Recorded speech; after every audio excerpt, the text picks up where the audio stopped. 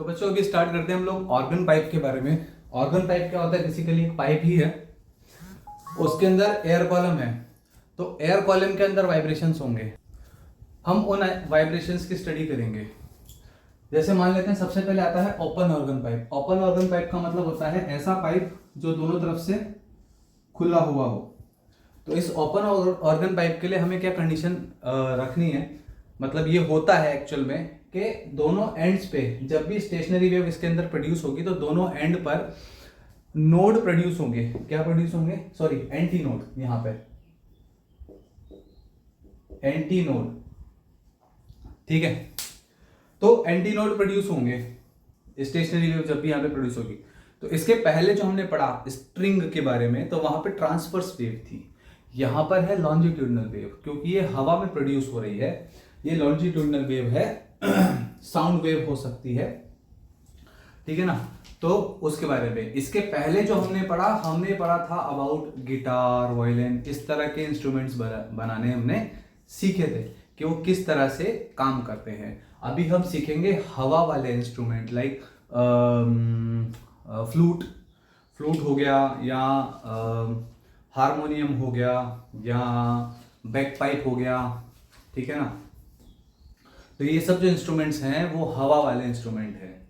Flute में blow करते हैं ऐसे, तो उसमें से साउंड प्रोड्यूस होता है। वो स्टेशनरी वेव की वजह से ही साउंड प्रोड्यूस हो रहा है। उसको समझते हैं कैसे कि मान लीजिए यहाँ से साउंड आया और आकर के इस पोर्शन पे, क्योंकि यहाँ पे दो अलग अलग मीडियम्स हैं, वो रिफ्लेक्ट होगा और आने वाला साउंड जाने वाला साउंड इंटरफेस करेगा, सुपरपोजिशन करेगा, और क्या होगा, एक स्टेशनरी वेव प्रोड्यूस होगी। स्टेशनरी वेव की इक्वेशन चेंज नहीं होने वाली है, सेम रहेगी। y equals to 2a sin kx cos omega T या cos kx sin omega T, same equation रहने वाली है। बस चेंज क्या होगा वो समझते हैं। अब हम कह रहे हैं कि इस पॉइंट पर अगर एंटी नोड बनेगा तो इसका मतलब ये है कि ये जो पाइप है इसके अंदर वेव कुछ इस तरह से दिखेगी।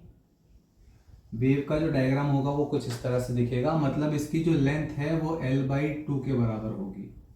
सॉरी, लेंथ है वो λ/2 के बराबर होगी। इसे कहते हैं फंडामेंटल टोन या फर्स्ट हार्मोनिक। इसके बाद जो डायग्राम बन सकता है, जो फोटो दिखेगी इसकी, वो इस तरह से दिखेगी। ये तो अपने पास फर्स्ट सिचुएशन आ गई, उसी को हमने λ/2 बढ़ा दिया इस तरह से। अगर हम ध्यान से देखें तो ये जो L है वो लैम्डा के बराबर हो चुका है, पूरी एक वेव बन गई है, यानी कि मैं 2λ/2 कह देता हूं इसको। स्ट्रिंग में भी ऐसा ही था, अगर आपने ध्यान दिया होगा, याद होगा, तो स्ट्रिंग में भी सेम ऐसा ही था, है ना।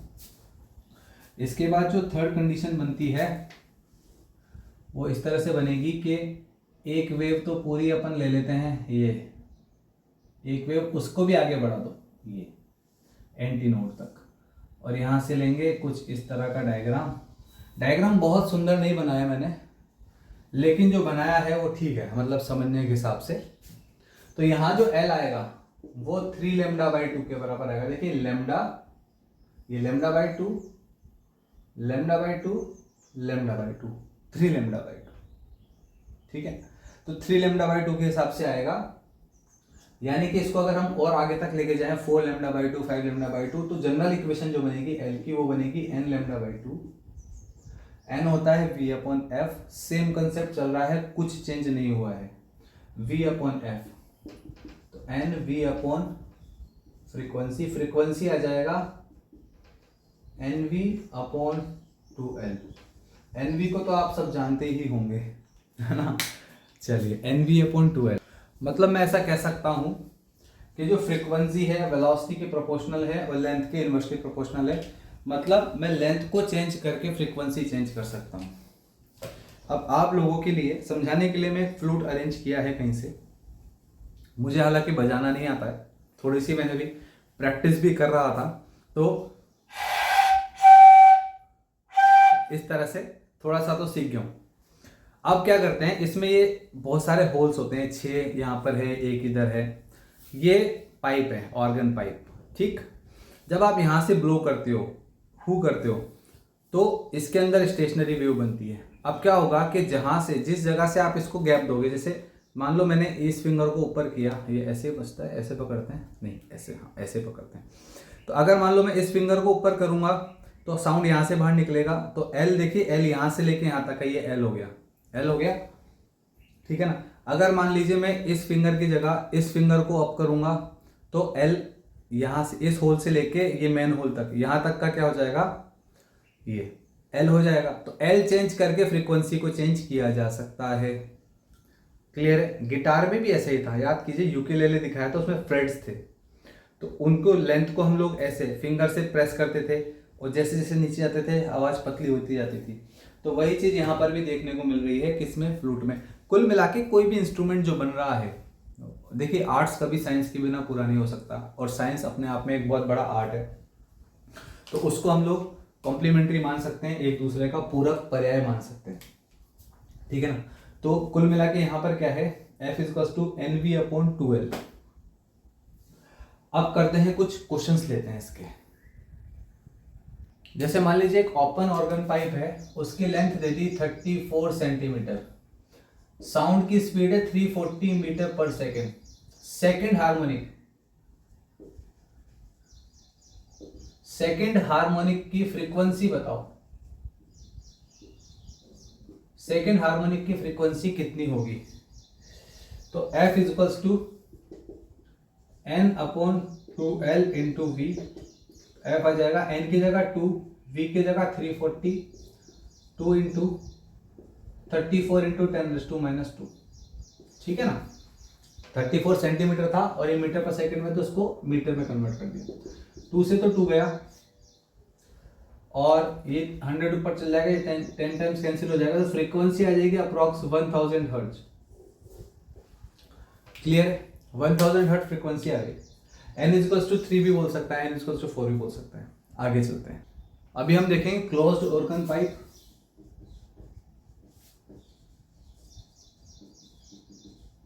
हम लोग क्लोज्ड ऑर्गन पाइप की बात करेंगे और हम ये देखेंगे भाई क्लोज्ड ऑर्गन पाइप में क्या होता है, फिर उसके बाद हम दोबारा न्यूमेरिकल्स करेंगे और अच्छे से।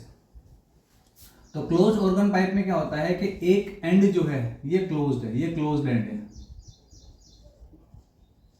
अब क्लोज्ड एंड होने से क्या चेंज आएगा, चेंज ये आएगा मेरे भाई कि इस पॉइंट को आप ध्यान से देखो, ये एंड फिक्स हो गया, ये पॉइंट क्या हो गया, फिक्स। ये पॉइंट वाइब्रेट नहीं कर सकता, यहां पर जो एयर है वो तो वाइब्रेट कर सकती है, लेकिन ये एंड जो है ये वाइब्रेट नहीं कर सकता। अब अगर ये वाइब्रेट नहीं करेगा तो यहाँ पे नोड बनेगा, निश्चित तौर पर नोड बनेगा, तो इसका फंडामेंटल फ्रीक्वेंसी जो दिखेगी वो क्या दिखेगा, वो ऐसा कुछ डायग्राम दिखेगा आपको, ये यानी कि L = λ/4।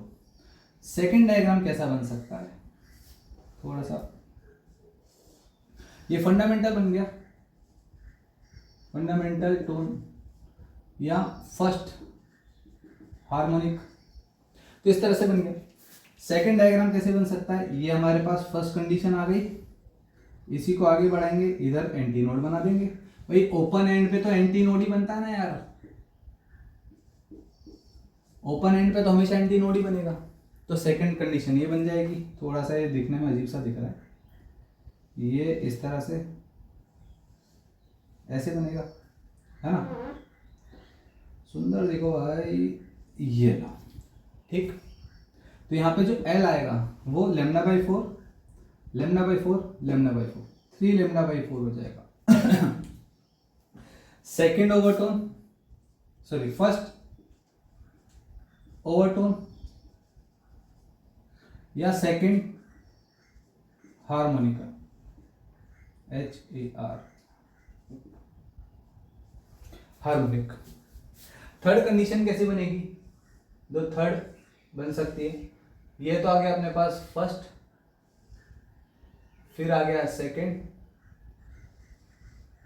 अब थर्ड में फिर से हमें वहां पे एंटी नोड लेके जाना है, तो थर्ड के लिए इसको फिर से ऐसे कर देंगे, ये एंटी नोड बन गया। तो 1 2 3 4 5, यानी कि L जो आएगा वो आएगा 5 λ/4, और इसको क्या बोलेंगे, थर्ड हार्मोनिक, थर्ड हार्मोनिक या सेकंड ओवरटोन। थर्ड हार्मोनिक बोल देंगे या सेकंड ओवरटोन बोल। क्लियर है? इसका जनरल फॉर्मूला कैसे आ जाएगा? L इज टू 1 3 5 7, तो 2n-1 लेमडा बाई 4 लिख दो या 2n+1 लेमडा बाई 4 लिख दो। कंसेप्ट आपको पता है, जब माइनस होगा तो 1 से स्टार्ट होगा और अगर प्लस होगा तो 0 से स्टार्ट होगा। मैं माइनस वाले लिख करके चल रहा हूं, प्लस आप चाहो तो लिख लेना, ठीक है? हाँ, तो फ्रीक्वेंसी भी निकाल लेते हैं यहाँ पे 2n-1 v/4f। लैम्डा क्या होता है? Velocity upon frequency. Velocity upon frequency, velocity आ जाएगा अपने पास 2n-1 v/4l। 2n-1 v/4l, ये हमारे पास क्या आ जाएगा?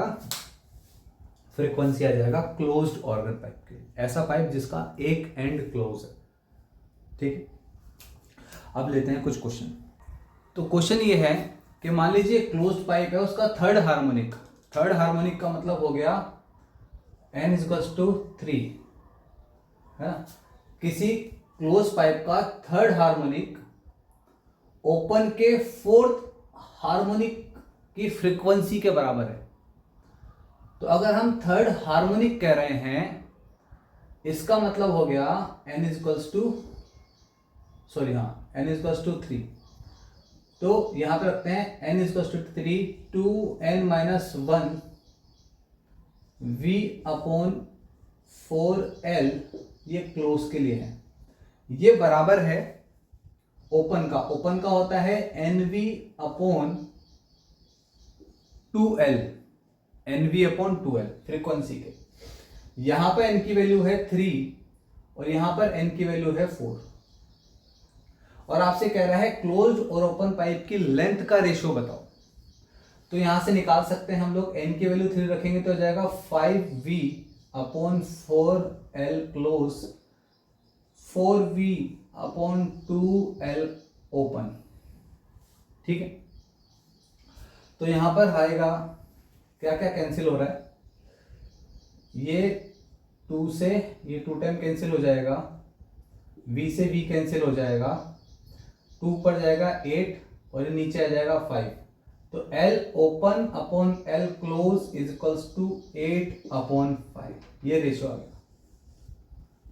L 8/L। कुछ भी हम क्वेश्चन बना सकते हैं। देखिए एक क्वेश्चन और बना के चलते हैं। मान लीजिए कहता है थर्ड ओवरटोन ऑफ क्लोज्ड की जो फ्रीक्वेंसी है, थर्ड ओवरटोन ऑफ क्लोज्ड की फ्रीक्वेंसी, मान लीजिए फिफ्थ हार्मोनिक ऑफ ओपन। अब हार्मोनिक का मतलब होता है n = 5, लेकिन ओवरटोन में अगर थर्ड है, तो n = 4 हो जाएगा।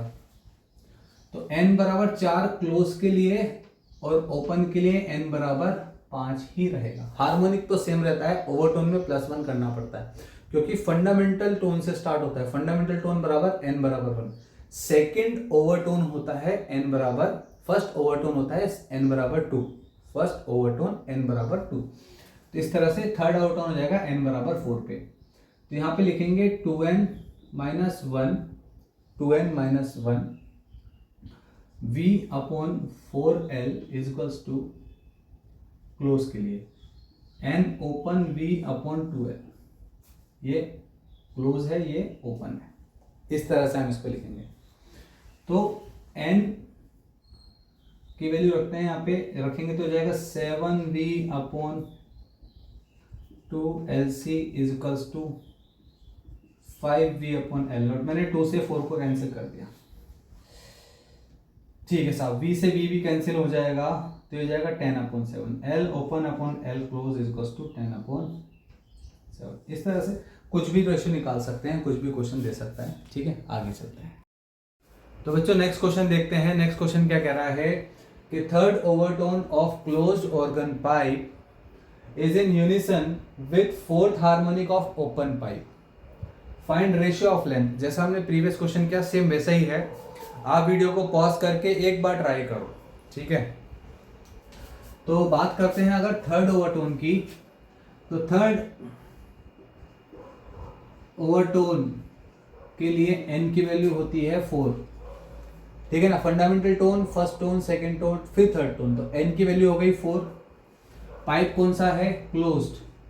क्लोज पाइप की फ्रीक्वेंसी होती है 2n-1 लैम्डा बाई 4, यानी कि 2 × 4-1 लैम्डा अपॉन 4, ठीक है। तो ये हो जाएगा 7 लैम्डा बाई 4, ठीक है ना।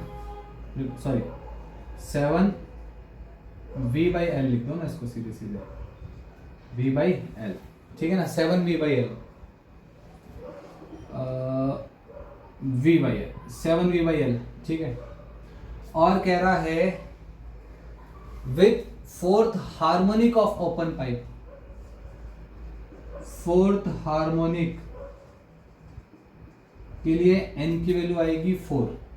हार्मोनिक में चेंज नहीं करते, ओवरटोन में +1 करते हैं, ठीक है, ध्यान रहेगा। तो यहाँ पे फ्रीक्वेंसी का फॉर्मूला होता है किसके लिए? ओपन पाइप के लिए n λ/2l, n λ/2l। तो f की वैल्यू निकाल लेंगे, f आ जाएगा हमारे पास 4 λ/2l, यानी सॉरी अरे यार 4v/2l। तो ये हो जाएगा 4v/2l की जगह 2v/l। अब ये कह रहा है दोनों सिंक में है, यूनिसन में है, यानी कि दोनों की फ्रीक्वेंसी सेम है। तो ये हो जाएगा 7v, इसको L1 कह दो, L2 कह दो, बाय 4L1 बराबर 2v/L2। अब ये कह रहा है इसका लेंथ का रेशो निकालना है। देखिए क्या होता है, साउंड है यहाँ पे, है ना, तो साउंड की जो वेलोसिटी होगी वो तो सेम ही होगी, पाइप चाहे ओपन हो या क्लोज्ड हो, उससे कोई फर्क पड़ेगा नहीं। तो L1/L2 जब लेंगे, L1/L2 दिया जाएगा 7/8। क्लियर है? तो इस तरह से इस क्वेश्चन को हम सॉल्व कर सकते हैं। चलिए नेक्स्ट क्वेश्चन देखते हैं। तो नेक्स्ट क्वेश्चन मैंने लिख दिया है। क्या कह रहा है? एक फ्लूट है, उसको हम पाइप की तरह ट्रीट कर सकते हैं। We can treat a flute as a pipe. जैसे मैंने आपको थोड़ी देर पहले बताया, फ्लूट जो होती है ओपन पाइप होता है, आगे पीछे से ओपन पाइप। तो फ्लूट ओपन है फ्रॉम बोथ एंड्स और इसकी लेंथ है लगभग 60 सेंटीमीटर, ठीक है ना, यानी कि 0.6 मीटर, 6 मीटर इसकी, 0.6 मीटर इसकी लेंथ है। अब कह रहा है इसकी फंडामेंटल फ्रीक्वेंसी क्या होगी। जब ये सारे होल कवर है, इन सबको होल को कवर कर लेंगे तो जो साउंड निकलेगा वो यहाँ से बाहर निकलेगा। मतलब लेंथ कितनी हो गई? लेंथ हो गई 60 सेंटीमीटर। तो पहले का आंसर निकालेंगे, when pipe is covered from both ends, sorry open from both ends, तो फ्रीक्वेंसी का फॉर्मूला होता है F इक्वल्स टू NV/2L, और for fundamental N equals to 1।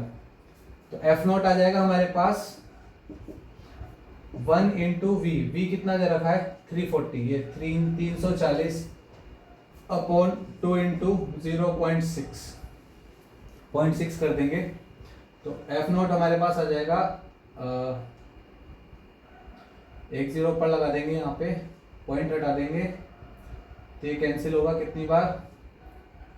नहीं होगा, 17, इससे करते 2 से 1700, तो 1700/6, ये हर्ट्ज में आंसर आ जाएगा, ठीक है ना। इसको सॉल्व कर लेंगे तो 2 बार जाएगा 2, फिर बचेगा यहाँ पे 5, कैरी ओवर 5, ठीक है ना। तो 550, 6 8 8 280 समथिंग आएगा हर्ट्ज, 280 के आसपास कुछ हर्ट्ज में आंसर आ जाएगा, ठीक है, ठीक है। अप्रोक्सीमेट आंसर है, एग्जैक्ट आप निकाल लेना। 280 से थोड़ा सा ज्यादा आएगा, 1-2 ज्यादा आ जाएगा, 82 83 कुछ आंसर होगा।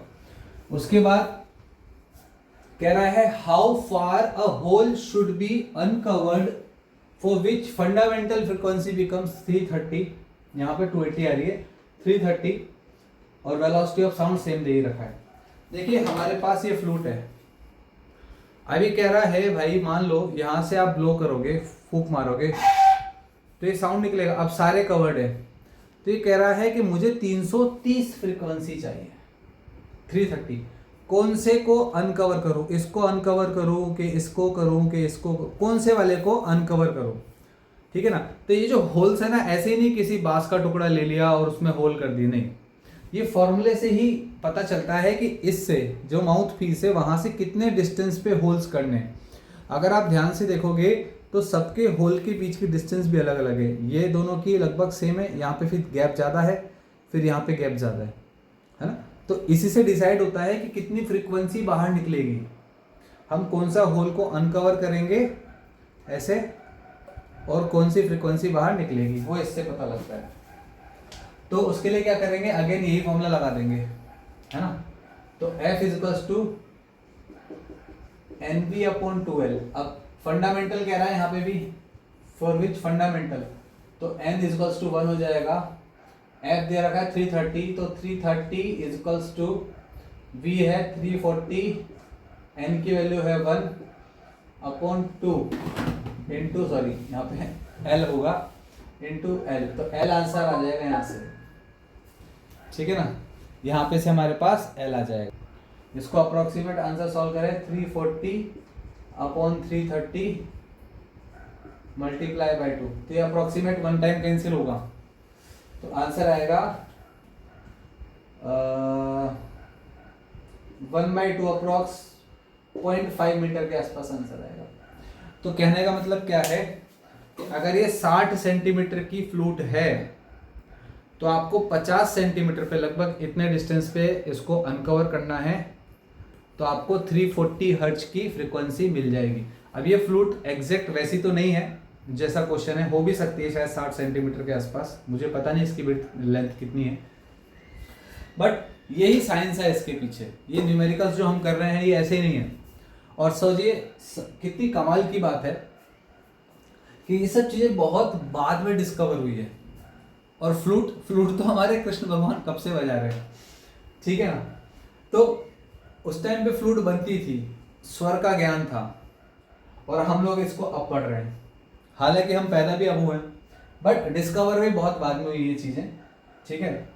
जो अभी लेटेस्ट इंस्ट्रूमेंट्स हैं वो सब इन्हीं के बेसिस पे बनाए जाते हैं। आजकल तो सेंसर वाले आने लगते हैं, तो इतना कुछ साइंस उसमें लगाने की भी जरूरत नहीं है, सेंसर से प्रोग्रामिंग कर दो सब काम हो जाता है। चलिए कोई बात नहीं, नेक्स्ट क्वेश्चन पे चलते हैं। चलिए नेक्स्ट क्वेश्चन क्या कह रहा है, एक सिलेंड्रिकल ट्यूब है, उसकी लेंथ है 60 सेंटीमीटर, ये दोनों तरफ से ओपन है, ठीक है ना। उसकी फ्रीक्वेंसी निकालनी है हमें, frequency between 1000 to 2000 hertz, eight which air column can resonate. मतलब जो पाइप है, जैसे मान लीजिए ये पाइप है, ये बोथ एंड ओपन है, तो इसके अंदर क्या होगा, अलग अलग फ्रीक्वेंसीज पे वाइब्रेट कर सकता है। F is equals to NV/2L, NV/2L, तो N की वैल्यू 1 होगी तो फर्स्ट फ्रीक्वेंसी मिलेगी हमें, ठीक है ना, और N की वैल्यू 2 होगी, फंडामेंटल मिल जाएगी, N वाली 2 मिलेगी, N इज इक्वल्स टू 1 पे fundamental frequency, N is equals 2 पे फर्स्ट ओवरटोन, सेकंड हार्मोनिक मिल जाएगा, N इज इक्वल्स टू 3 पर। तो इस तरह से अलग अलग N की वैल्यूज के लिए जो फ्रीक्वेंसीज हमारे पास आने वाली है वो अलग अलग आने वाली है। जैसे F is equals to NV/2L, ठीक है ना। तो सोचिए अगर मैं इसको सॉल्व करता हूं, अगर हम N की वैल्यू 1 रखेंगे तो फ्रीक्वेंसी कितनी आएगी, N, V है अपने पास 340/2 इंटू 0 पॉइंट कितना दे रखा है सेंटीमीटर में, 60, 0.6, तो अप्रोक्स वही 284 हर्ट्ज के आसपास आएगा। अभी इसके पहले क्वेश्चन में भी हमने ये डेटा लिया था, अभी भी हमने सेम डेटा ही लिया है ताकि थोड़ा कैलकुलेशन मुश्किल ना लगे।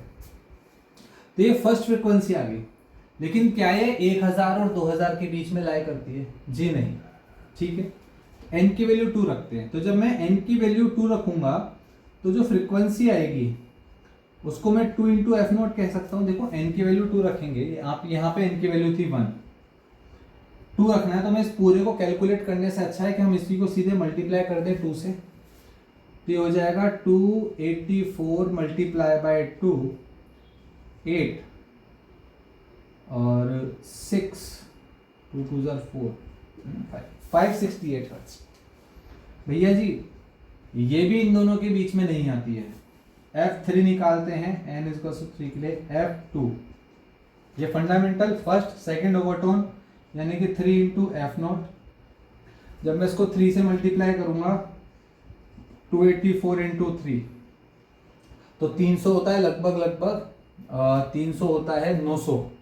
900 में से 45 कम कर दो लगभग 855 हर्ट्ज के आसपास। मैं अप्रोक्सीमेट कर रहा हूँ, एग्जैक्ट आप कर लेना। चलो मैं एग्जैक्ट ही कर देता हूँ थोड़ा सा। 3 4 12 कैरी ओवर 1 ये हो जाएगा 25 2 800। ये भी 1000 2000 के बीच में, हमें 1 और 2000 के बीच का लेना है, ठीक है ना। तो n = 4 के लिए देखते हैं F3 कितना आएगा। 4 × 2 84 F3 आ जाएगा 16 कैरी ओवर 32 और 33 का 3 हासिल का 3 8 4 2 8 और 3 11। हाँ पहली फ्रीक्वेंसी निकल गई हमारी। तो पहली फ्रीक्वेंसी मिल गई हमें ये 1000 के बाद, ठीक।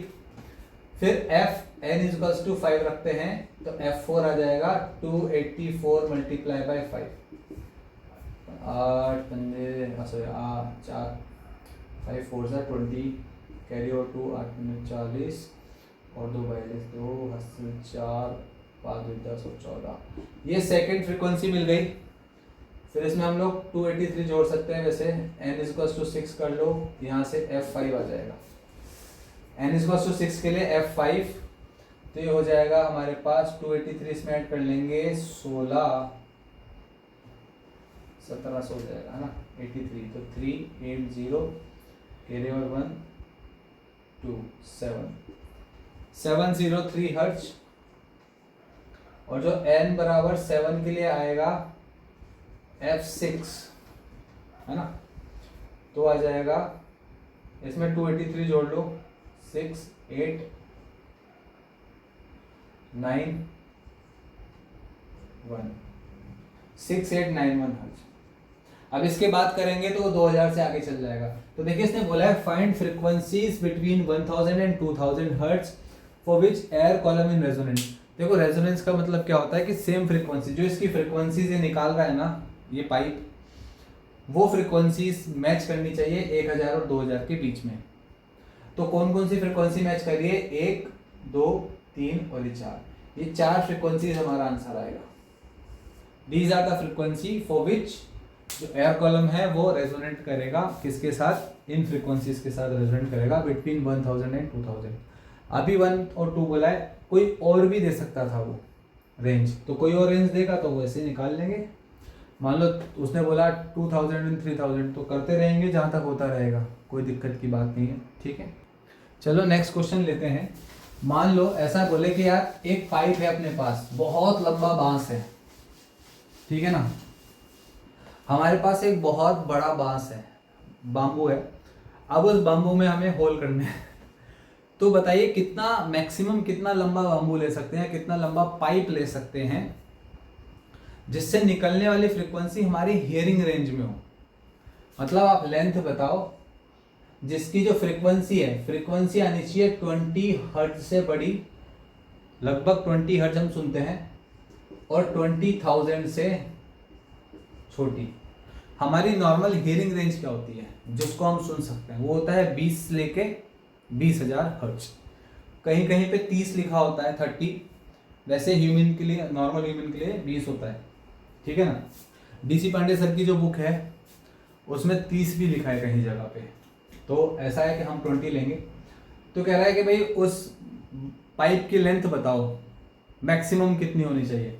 देखो जो फ्रीक्वेंसी होती है वो होती है NV/2L, है ना। यानी कि frequency is inversely proportional to L। मैं ऐसा कह सकता हूं कि जब L तब मैक्सिमम होगा जब फ्रीक्वेंसी मिनिमम होगी। L अगर मैक्सिमम होगा तो फ्रीक्वेंसी मिनिमम आएगी, और यही तो हम चाहते हैं कि L का मैक्सिमम वैल्यू निकालें। तो एल की मैक्सिमम वैल्यू निकालते हैं और मिनिमम वैल्यू दोनों हम निकाल के रखते हैं यहाँ पे। तो देखिए एन इज प्लस टू 1 रखते हैं फंडामेंटल के लिए, है ना।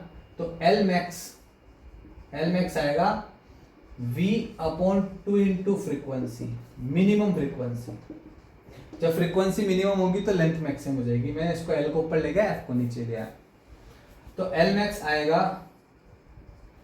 कितना हो जाएगा ये हो जाएगा v 340 बाई 2 इंटू 20, ठीक है ना। तो 0 से 0 गया और इससे जाएगा 17 टाइम्स 17 अपॉन 2 एल मैक्स, तो यह जाएगा लगभग 8.5 मीटर के आसपास। तो लंबा कितना हो सकता है पाइप? मैक्सिमम लंबाई हो सकती है लगभग 8.5 मीटर। उससे ज़्यादा लंबा पाइप अगर हम लेंगे तो हमें सुनाई नहीं देगा वो साउंड। अगर इससे लंबा पाइप है ना और उसमें से अगर हम साउंड प्रोड्यूस करके सोचे कि हम बजाएं, बहुत सुरीला साउंड निकलेगा, नहीं निकलेगा।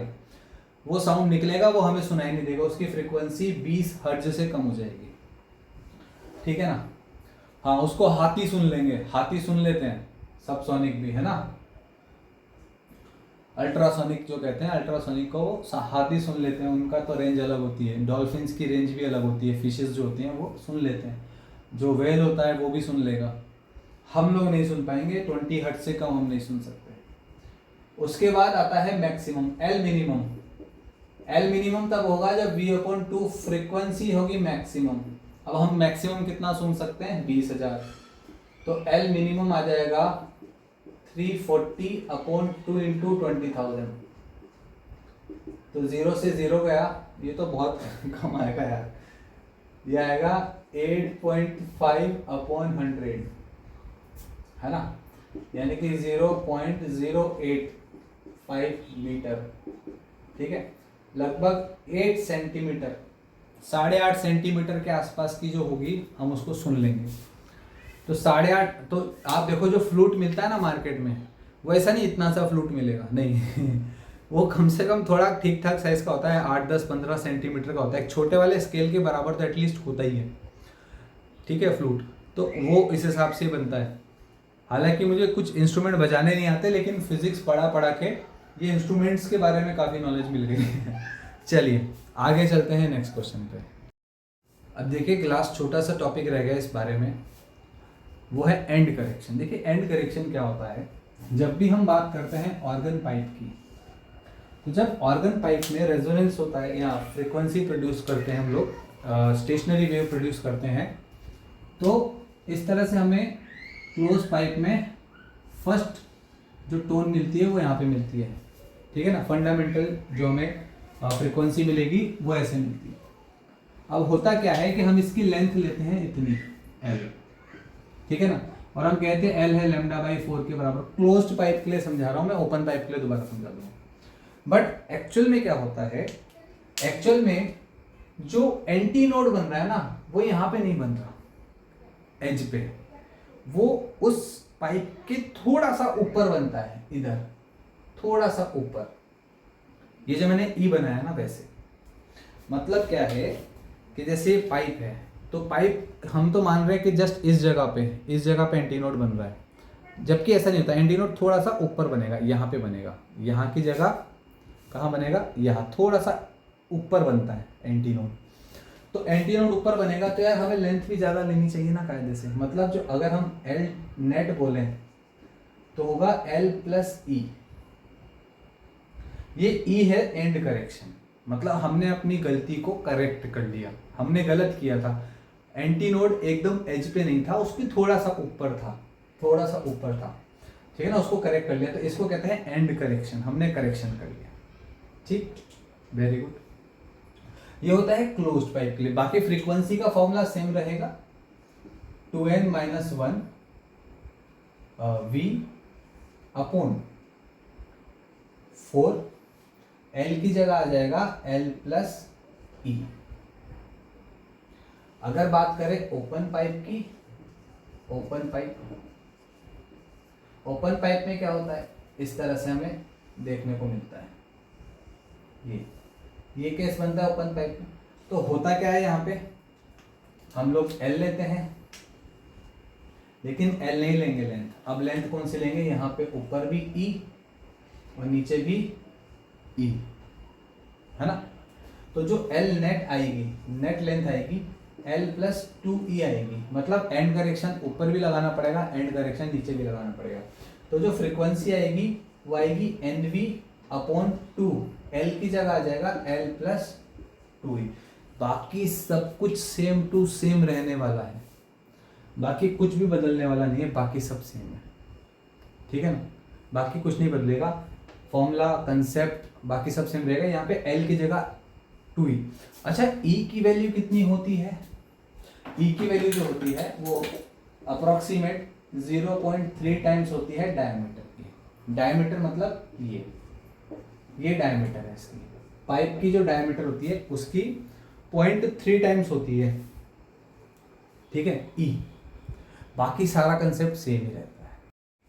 अब हम लोग एक क्वेश्चन लेते हैं। क्वेश्चन में कह रहा है एक ट्यूब है, क्लोज ट्यूब, उसकी लेंथ है कुछ 16 सेंटीमीटर, ठीक है ना। क्लोज्ड ट्यूब की जो लेंथ है वो है 16 सेंटीमीटर, डायमीटर है 5 सेंटीमीटर। फंडामेंटल फ्रीक्वेंसी जब चेक की गई ट्यूनिंग फॉर्क से तो 480 मिली, ठीक है ना। तो कह रहा है आप वेलोसिटी बताओ साउंड की, साउंड की वेलोसिटी बताओ। तो देखो कैसे निकालते हैं। फंडामेंटल फ्रीक्वेंसी है 480, ठीक, बराबर 2, एन की वैल्यू है 1, तो हो जाएगा 1 इंटू वी अपॉन 4, एल की वैल्यू है 16 प्लस डी इंटू 0.3, तो हो जाएगा 1.5। तो यहाँ से भी निकालेंगे तो v आ जाएगा 480, इसको 10⁻² कर देता हूँ यार, क्योंकि ये सेंटीमीटर में ना मीटर में कन्वर्ट करना पड़ेगा। तो 480 इंटू ये कितना हो जाएगा, मल्टीप्लाई बाय 17.5, 4 इंटू 17.5 इंटू 10⁻², ऐसे कर लेते हैं। तो 480 मल्टीप्लाई बाय 20 का 0, 2 7 चौक 28 और 30 3 7 70 इंटू 700 इंटू 10⁻², तो हो जाएगा 7 इंटू 480, है ना। सही है, नहीं ये 0.5 का भी आएगा ना, यहाँ पॉइंट लग जाएगा, ये 0.5 है तो पॉइंट यहाँ लग जाएगा, तो आएगा 0.7। तो v आ जाएगा 480 मल्टीप्लाई बाय 0.7, ठीक है ना। तो इसको सॉल्व करेंगे, कर लेते हैं। तो अपॉन में 10 लगाते हैं, ये हटाते हैं, 0 से 0 गया, 8 8 5 56, कैरी ओवर 5, 7 4 28 और 5 28, 28 और 5 33 मीटर पर सेकेंड। वही अप्रोक्सीमेट 340 मीटर पर सेकेंड साउंड की वेलोसिटी होती है, वही लगभग आ रही है। तो इस तरह से हम क्वेश्चन सॉल्व कर सकते हैं। देखिए कंसेप्ट कुछ नहीं बदलेगा, बदलेगा क्या, सिर्फ एंड करेक्शन ऐड कर देना, बाकी सब कुछ सेम ही रहेगा, ठीक है। चलो आगे चलते हैं।